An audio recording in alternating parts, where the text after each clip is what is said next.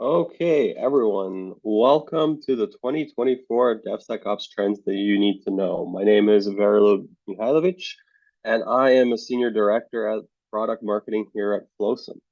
I'm here doing a presentation with Daniel. Daniel, do you want to just quickly introduce yourself? Yeah, sure. Thank you. My name is Daniel Stange. I'm the CTO of a consulting company in Germany called DIA, formerly Die Interaktiven. I'm a Salesforce MVP, and the topic of Salesforce DevOps is something that I was following on for around 7 years of my around 10 years now on the Salesforce platform, and it always has new things in the pocket for us. So I'm pretty sure we'll see a lot of gifts in the future as well.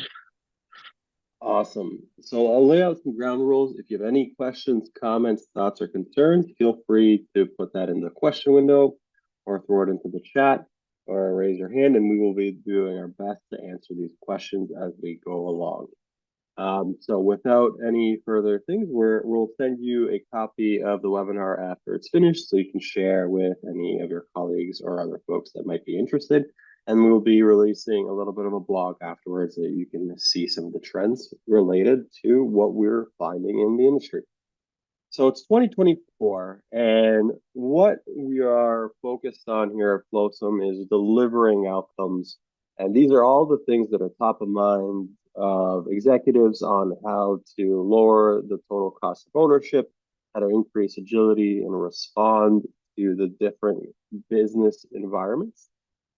Thinking about, hey, I have so many vendors, it is actually very costly around managing multiple heads, and it's much easier to have a better experience if you have one vendor.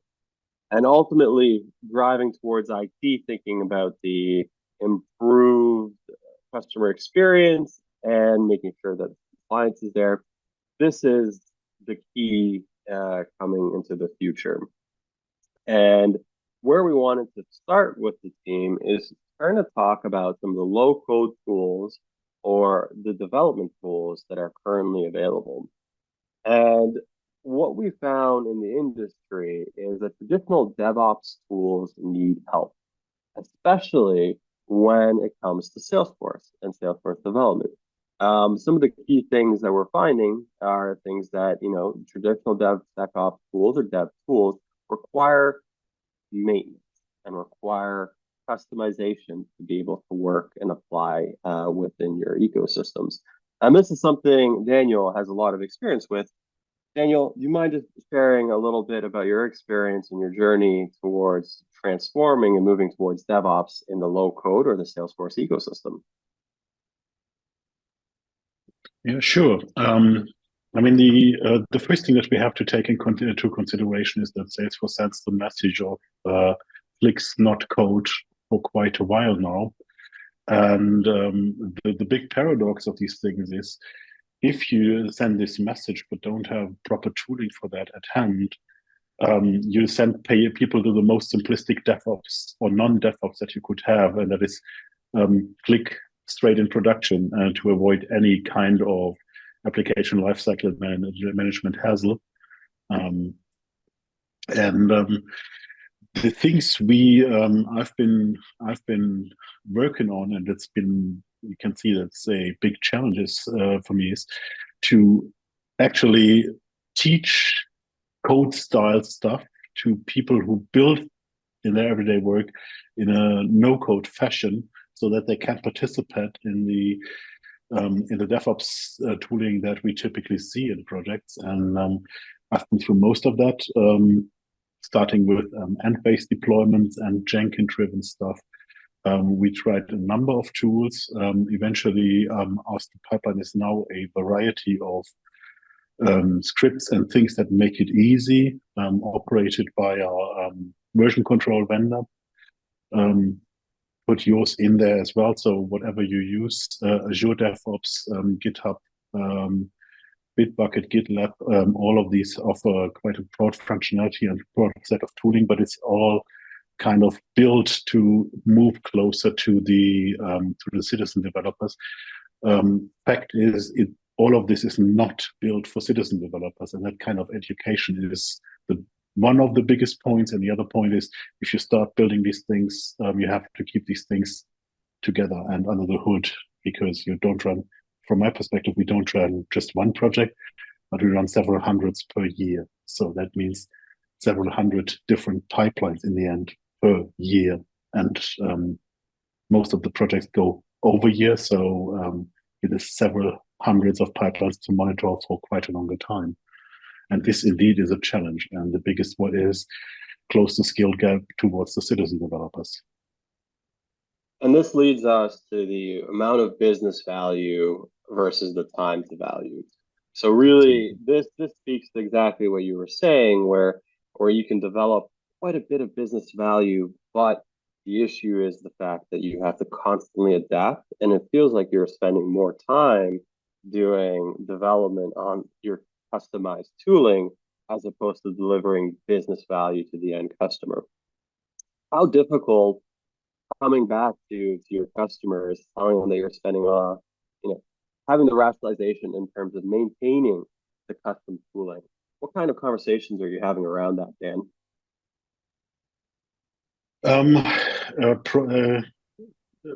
Plainly, there are quite complex discussions because on the one hand, time to value is essential. I mean, what you often hear is, well, it cannot be that we did this in a sandbox in 5 minutes and then it takes an hour or 2 or 3 to move it forward. And again, you always have to tell, there's a QA lifecycle behind that. There are certain things that are happening. And the easy alternative is do it straight in production for sure, or skip this and skip that, or don't spend that time. And on the other hand, when you go into the upper left corner, and this is the thing, the way out that most of us in the business chose is go custom, and custom mainly depends on the API version that Salesforce offers. And as in particular in the fast moving bits like Flow Builder, for example, we see changes in the metadata. And that also means that the things that we built might work now, but might not work in the future, which puts a strain on the project because we either fix it under the hood and don't tell people why deployments currently are stalled, or we are quite outspoken about it. And then the question arises, why is this expensive? Why does it have to be done over and over again? The answer is okay, because that was changing fast, but that's not exactly the satisfying answer that most people want to hear. And this leads us to saying that there is a better solution, and we'll be wrapping up the story and explain why solutions such as Flowsum are there to help you and take that burden away from maintaining the custom scripting and keep up with the Salesforce architecture, which is the thing that is driving the challenges behind releasing DevOps. So Salesforce, at the end of the day, is architected around enabling low code, citizen development, and moving fast with feature releases, not necessarily a massive development DevOps pipeline where solutions best of breed like Flowsum is there to help you out with. And now moving on into the next biggest thing is, people are struggling with the DevOps now, where everyone's starting to hear this buzzword of being, is DevOps completely DevSecOps now?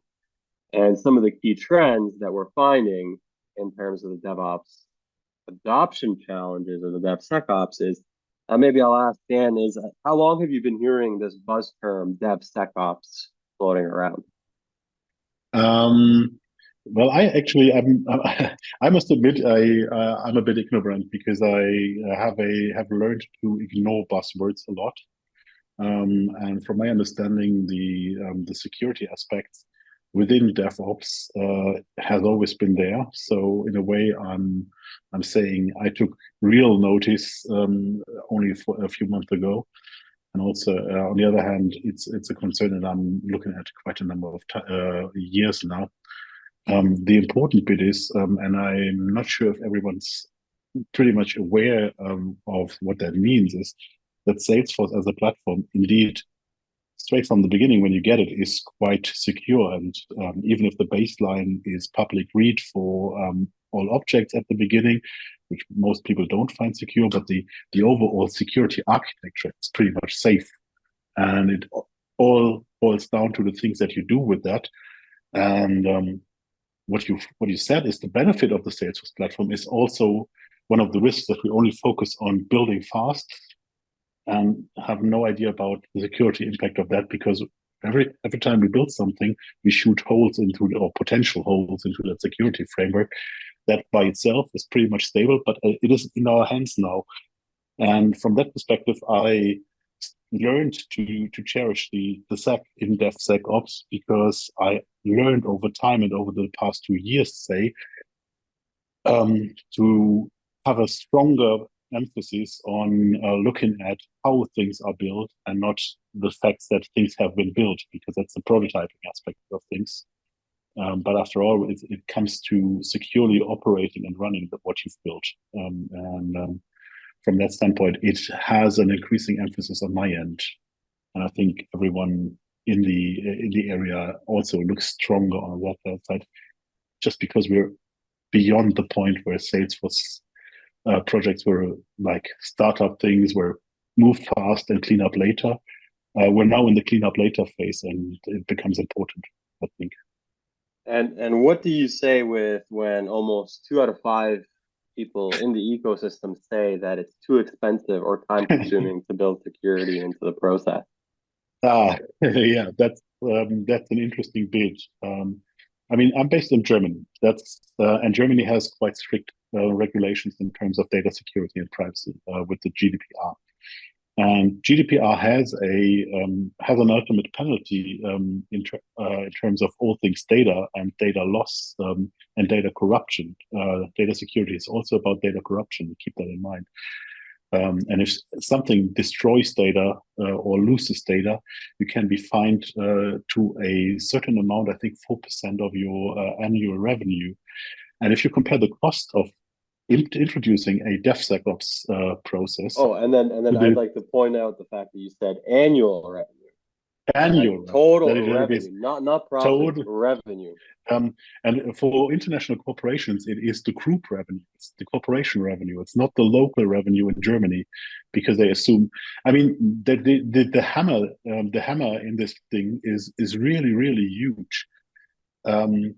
On the other hand, we have that kind of we call this the paradox of prevention. The things that you prevent by doing things don't appear anywhere. They are just contained somehow. So people are more scared about the invoice that comes than about the invoice that doesn't come, because you prevented it from happening. So if I put it to your product, if Flowsum issues the invoice, they say, okay, that's something don't want to invest at this point. If you say, okay, on the other hand, the data security office, they could send the invoice that is 100,000 times larger than the other one.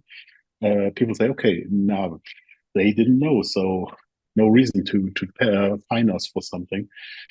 The key message for sure is, for all things data security and IT security, you cannot measure on the direct cost of the measures, but rather think about the things that you prevented by doing that. So time, money, to a certain degree, shouldn't be the arguments here. Mm-hmm.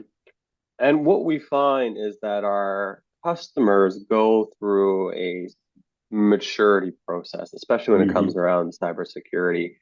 And as you said, one of the key underlying factors is understanding the shared security model. That Salesforce in itself is responsible for application security, but as soon as you start getting an organization or an account that you're managing, as you shift away from that baseline state, it becomes your responsibility. And with the number one trend about folks going into DevOps, and the fact that you're pushing releases faster and faster, this starts to change the equation. So from an account or a organization or a platform that was initially locked down, as you're making changes, adding more clouds, and one of the key things that everyone should listen out for is as you're adding customer experiences around portals or storefronts, you're starting to interact with customer-facing information as well as being responsible for payments.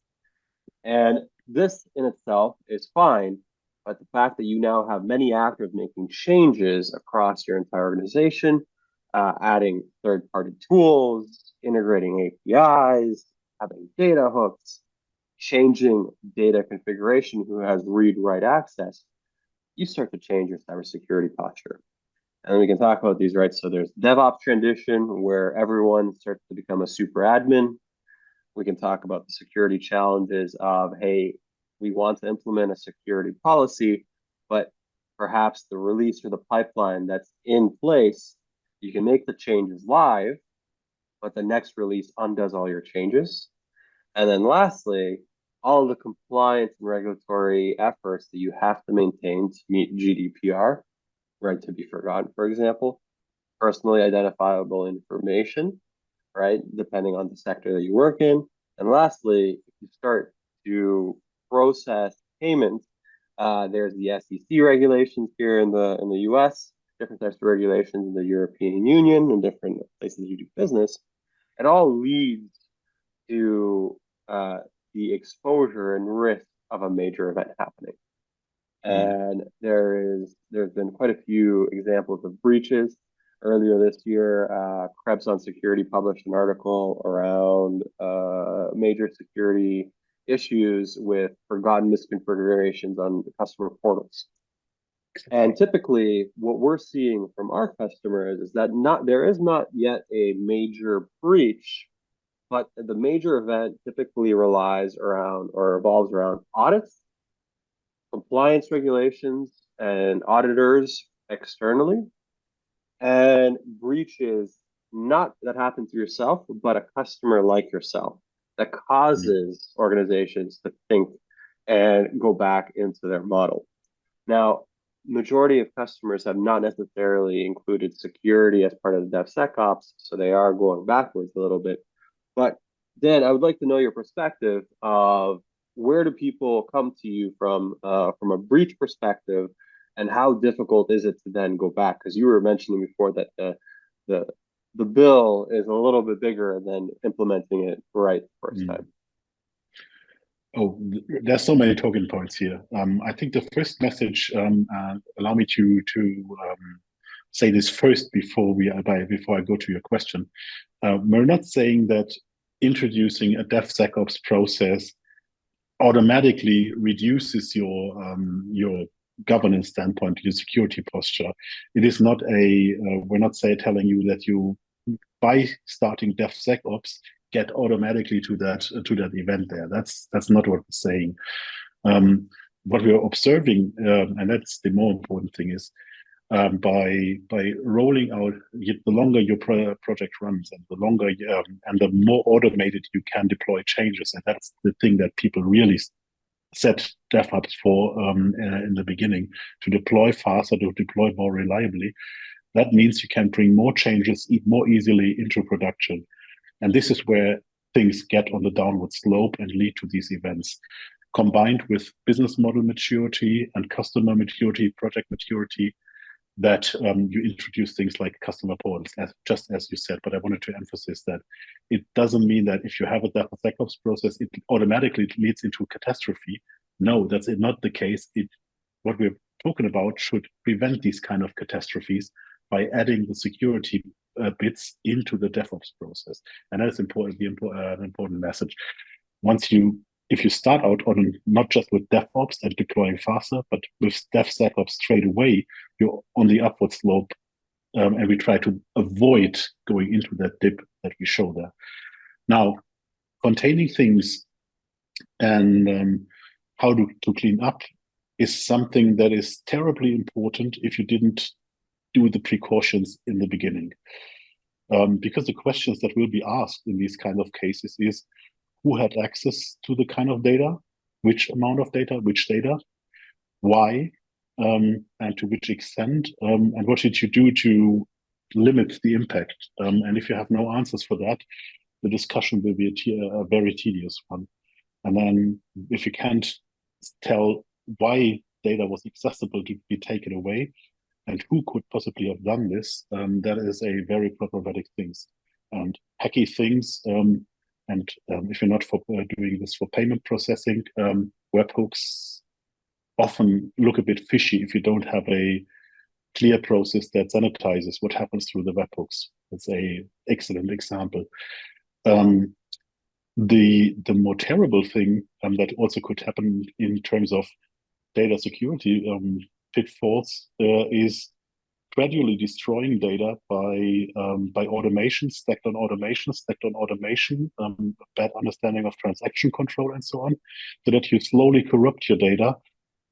And these things can only be repaired if you have things in place that back up your data and make your data restorable over time, probably specific data points, not just the full record on the states of 2 years ago, but probably trace specific fields, for example. And this is something that most customers don't have in place. And from that point, it really gets hard to clean up a mess.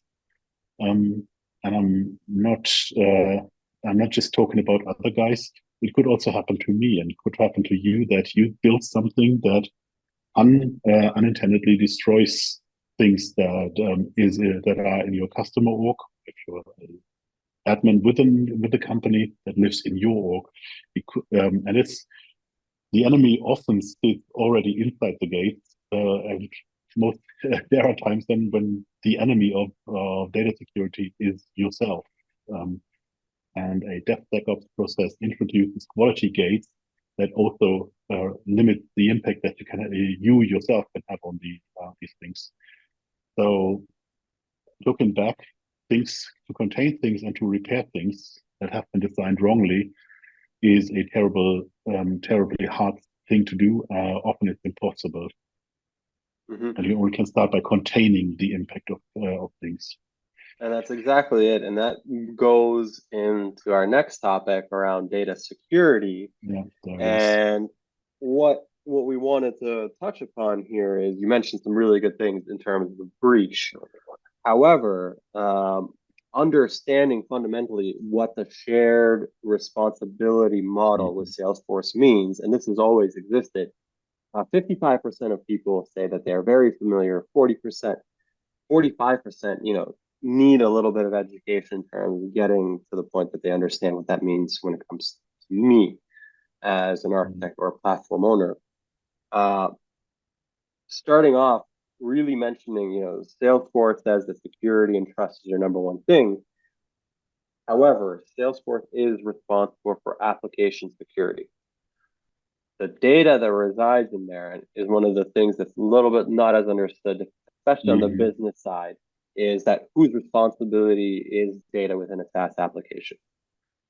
Dan, going through with your customers, how often are you having to explain this conversation of like, hey, you have a SaaS platform, but the data in there is your responsibility because you are manipulating it day in and day out? Oh my goodness, that is a question that could take us for the rest of the evening, if it's already evening, and if you're in the morning, it could take us until evening as well. I'm more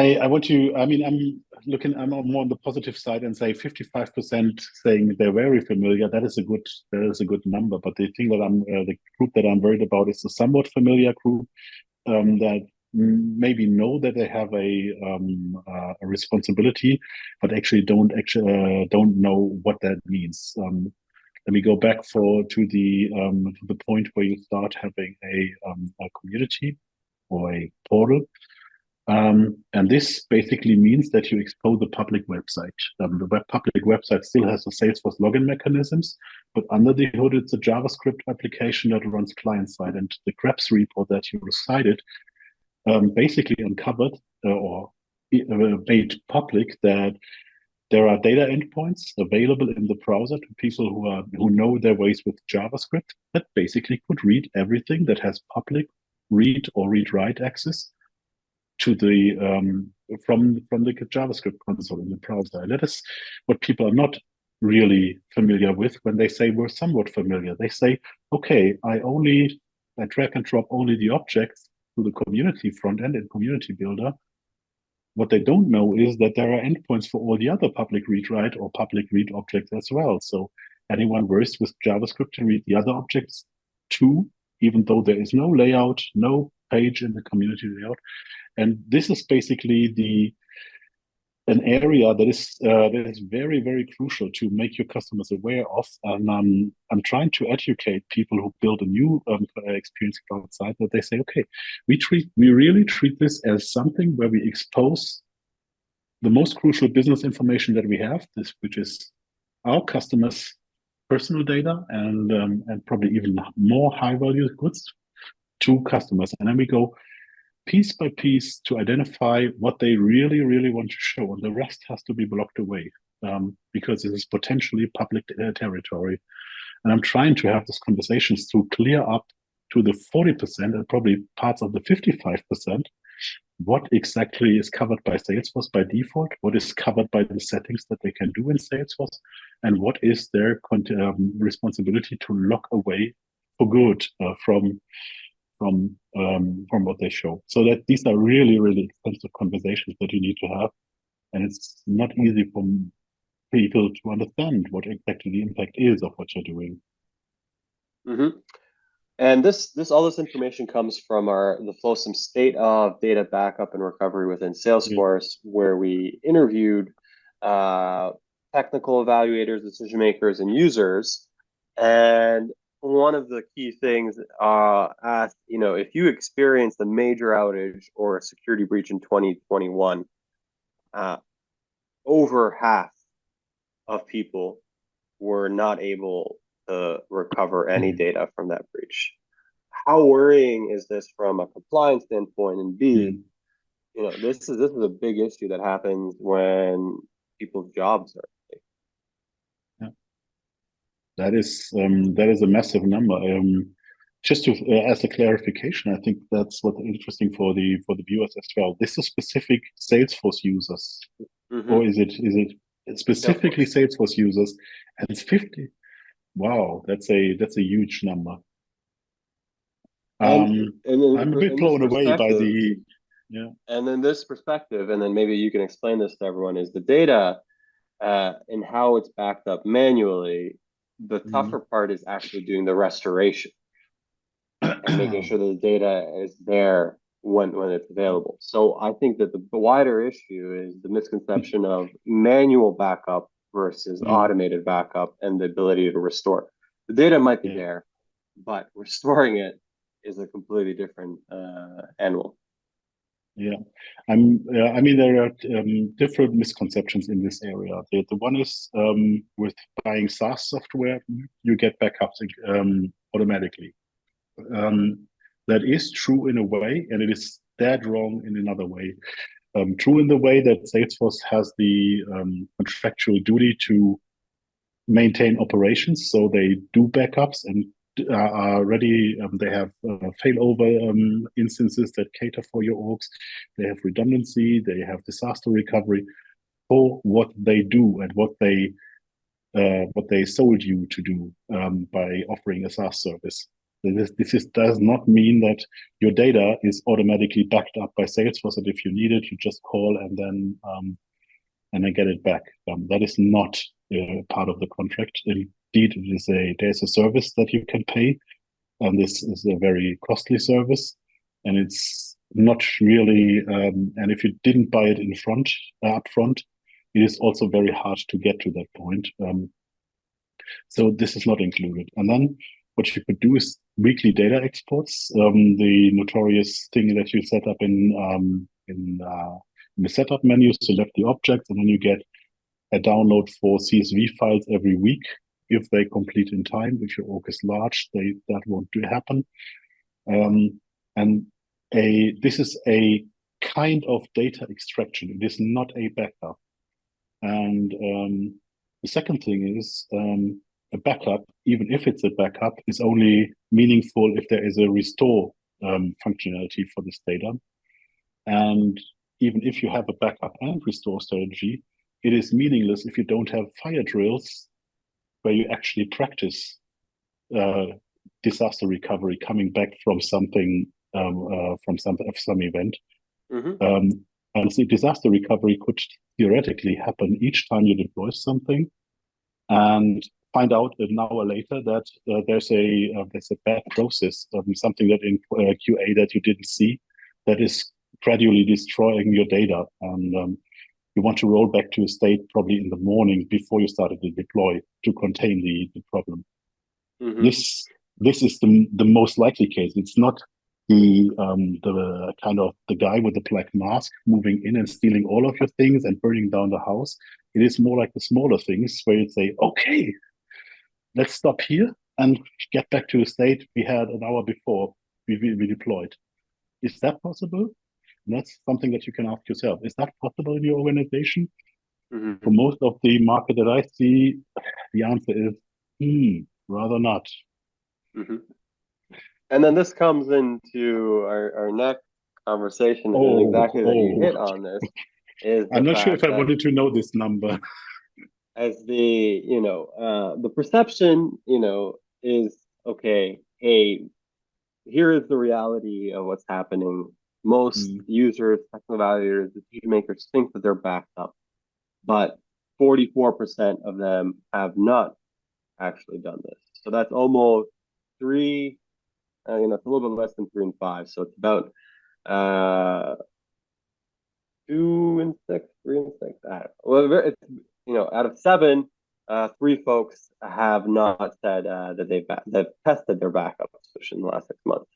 And having had a conversation with one of the interviewees for the state of backup and recovery, is when prompted, they found that they had reoccurring issues when they were testing the recovery of backups. Really trying to find out the edge cases, the fact that the metadata that describes the information is the key part, and then actively monitoring and making sure that with the restoration is good, and being able to point to what the issue is has been a challenge. So where this comes to is the fact, okay, so folks have not been testing their solution, and then here's the finale, is that going down into talking to users, overwhelmingly, they say that their solution in backup recovery that they have not tested is very good and excellent.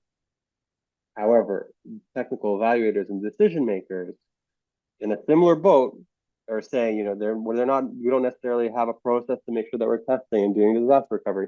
They're saying that the experience with backup and recovery is below average. Average is below average. So very interesting things. Would you say that you see similar things? Like, even if you have a solution in place, it's only as good as having a testing requirements, and then backing up into fully understanding, hey, what are you responsible for? Yeah, I mean, these figures, coming back to the previous slide, I have been part of this kind of fire drill once in my professional career with Salesforce. That is more than 9 years now. So I think that there's a bit of shame to admit how rarely people are performing these kind of things.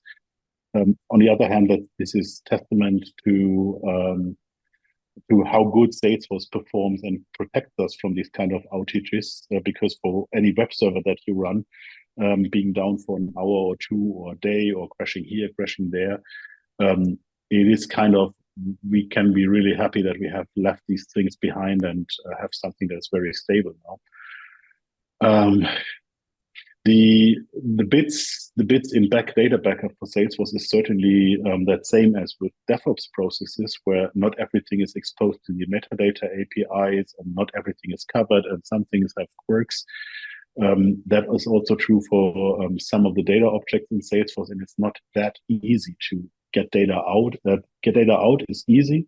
Get data back in and restore a state that was previously there is a completely different piece of cake. And my experience here is that on the one hand, people don't really think about data backup solutions. And the thing where the experience goes wrong, and it probably explains the variance between users and technical evaluators, is that bringing data out of Salesforce is easy. Getting it back in and getting it to the desired state is quite hard. Because some of these things try to have or want to have an auditable log, and being able to audit your data is also something that you would like to achieve at some point. So it shouldn't be the standard case that you repair data all the time, and change data all the time and manipulate data all the time, in particular historical data. And I think that explains the why people that really look under the hood are much more skeptical about backup and restore for Salesforce than the common users that basically trust into the state that they see every day, and assume that if IT does a backup, everything is fine. In most of the cases, that's not the case. Perfect. And in this case, one final thought is I think you alluded to this, is the complexity potentially of the issues that a user might run into is a little bit less, right? So deleting an entire row, deleting an account is a little bit simpler in terms of recovery, as opposed to like, hey, the previous release, we accidentally moved our testing environment into prod or did some sort of connections. We overwrote all of our data. We have to go back to a good condition 30 minutes ago. That's a very, very different conversation as opposed to like, hey, I deleted something last week. I just need that restored. Like an individual account or some information there. Yeah. Very the complexity of the problems impacts the experience within the product, and then two, being ultimately responsible for the compliance and the regulations and the auditors coming to you also provides a little bit more scrutiny from your perspective. And I mean, a fun anecdote that I can share probably at this point is that some audits could go in a way that one of my customers had when they faced Salesforce, that they had and it leads to what you're going to tell next, because there were so many systems that were audited at the same time that the only question that the auditor asked was, do you have a structured change management process? And the Salesforce admin said, yes. And that was the end of the audit for Salesforce, because there were several hundreds of other systems to check.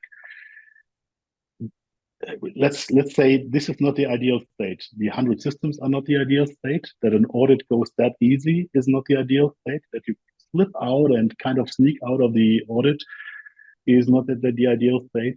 I think our responsibility is to work on that, work and improve on that state and the security posture that we have. And I think the next thing that you're going to tell us is probably the most painful, because simplification is helping a lot in terms of defining your security posture. And that's exactly it. And then this comes into finally coming through. We talk a lot of disparate ideas, especially in a kind of the platform journey that folks typically go on within Salesforce. These are all very separate conversations, but we here at Flowsome, we really see ourselves as being a technology platform that brings everything together. Where if you're intimately aware of the DevOps, the change management, and application lifecycle management, you actually have the ability to see deep into the data, be able to natively manage it by being able to understand all the relationships between the metadata, the data, and the change management cycle, which is really powerful when it comes in terms of an auditor, because you said the key things they ask is who, what, when, where, what. And that comes in terms of being like, hey, can we do it with a release? Can we tie it back to a nefarious actor? If somebody got in and done some things, misconfigurations, or most commonly, let's go back on a little bit of a mistake that we may have done in terms of release. And finally, based off of having that information, layering on security, being able to have audit logs, being able to set up security policies as you're doing these releases, keeps you from trying to make these mistakes. And then the final thought I'd like to ask you is, so this is what Flowsome is really focused on, delivering these outcomes and giving a consolidated vendor story, how much more often are you hearing about vendor consolidation these days, especially talking to C-level executives or people who are making SaaS decision making Yeah. right now, where it's like they look at their tech stack and they're like, hey, I have an admin managing, 50, 60 different platforms. And they're looking to really consolidate what they have in their ecosystem. Yeah. It is certainly one of the biggest topic. I just come out of the conversation with a customer who wanted to have an inventory and repository of all their systems, and and it's not a big corporation, that is part of the corporation, and they told me they stopped counting at 1800. And it doesn't mean they have 1800 systems, but they just gave up on finding even more, and only named the 1800 most important ones, and would like to go to stay in the double figures probably with the systems in the future. The big problem when you think about how distributed things are, and for quite a time, one of the big paradigms was give everything to kind of the best in breed, and you could break this down with a microservices approach and say, okay, compartmentalize even more and clearly separate responsibilities and separate concerns. That leads to a point where the concerns are so small that you need 10 or 15 or 20 logins to different platforms and systems and parts of the system to even deploy stuff, which is not an architectural principle, but rather a proliferation of systems. And in particular, when you try to manage platforms like these, the thing that you want is impact analysis at the beginning, so that you know what is going to happen early. And this is why you do DevOps. Do you see the impact at the first stage? Tests shouldn't fail at the last stage when you go to production, but they should fail early so that you can fix them early, and then you see the improvement of things fast. Otherwise, if you go through different tons of sandboxes and have everything daisy chained together, that is not the kind of worth that you want to or the value that you want to unlock with the DevSecOps process. It is not about the build minutes that you burn, but the build minutes that you avoid to burn, because you get rid of mistakes and errors early, and by that reduce the business impact of these errors. And to get this kind of overview, you need to have all in one place, and also be able to empirically look at things, how they improved, where they failed, what kind of category failed, what kind of quality gate or automated process can I build to avoid these kind of mistakes. Like you said, when you start a customer portal, the thing that helps you most is an automation that points you at, hey, you have 500 objects in reach access for the entire world. Is that really what you want? Could you please sign it off or fix it? And you can then decide, okay, we bypass this rule, or we fix the problem. And this is only possible if you have a holistic vision of what you're doing. And this is probably where you should be heading. So I try to have a discussion always around this holistic perspective of what you're doing. That is the big thing about application lifecycle management and technical change management overall, to understand where you're coming from, what you did, and where you're going to, where you're heading at. Awesome. So we're coming to the end of our presentation. We've answered most of the questions as they've come in. So we have two more questions. Again, if anyone has any questions, feel free to drop them in.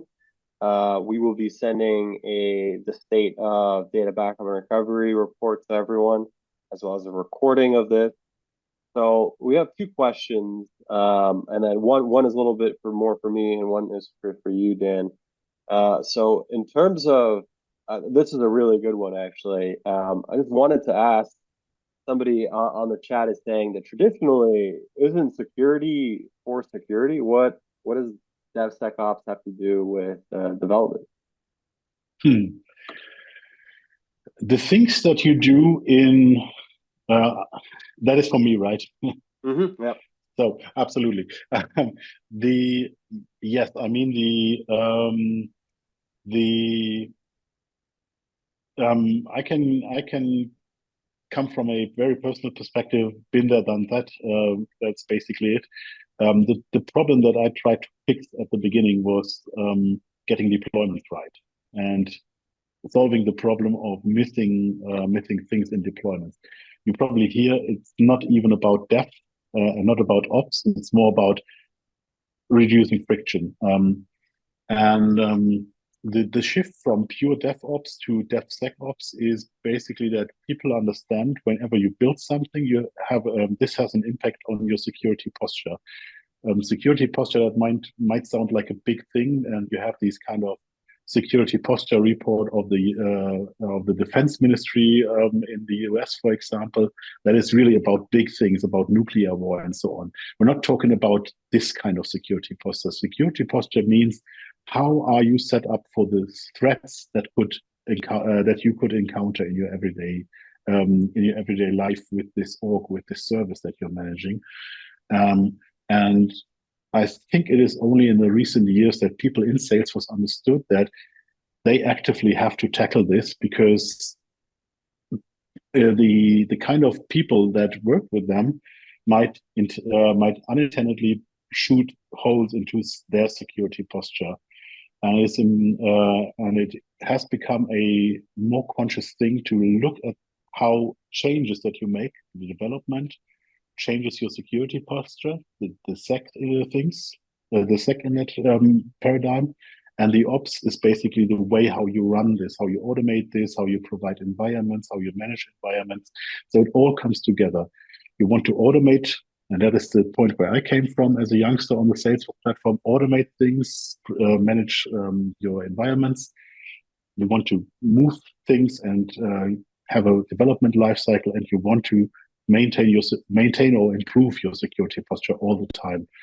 And it all comes together. It's a holistic thing, and that is why it shifts from DevOps to DevSecOps.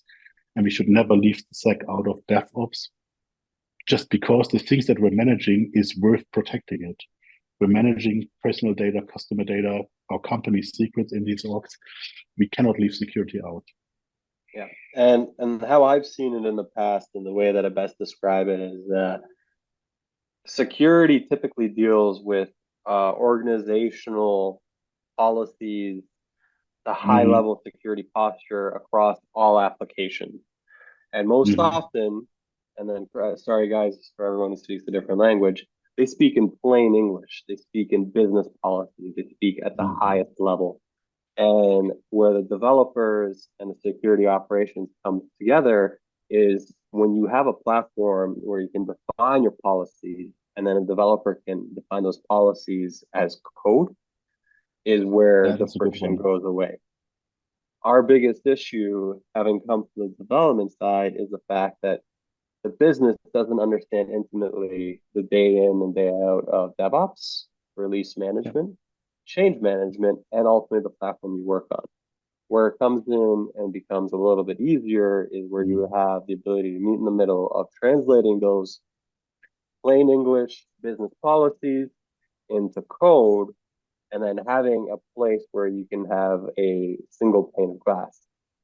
And sorry, this actually comes into the conversation next, where it was like, what is the use of a consolidated platform across this space? This is it. Uh, Having a single, and then often people say single pane of glass, which means multiple people from different job roles can come together and collaborate a little bit more easily, right? You can get the developers, you can get data operations, and you can get the security folks all together at the same time. And then the compliance folks, typically everyone from the compliance standpoint, everyone wants to go away from those folks, but they can get all their information they need in a single point source. So coming Mm-hmm. together, having that single pane of glass is perfect. Um, and that's it. I think they are coming to the end of our time. Dan, thank you so much for your time today. And then Thank you for everyone, having me. again, we'll be sending out this information. If you have any questions, comments, or concerns, please feel free to reach out to us. Thank you very much. Bye, everyone. Thanks.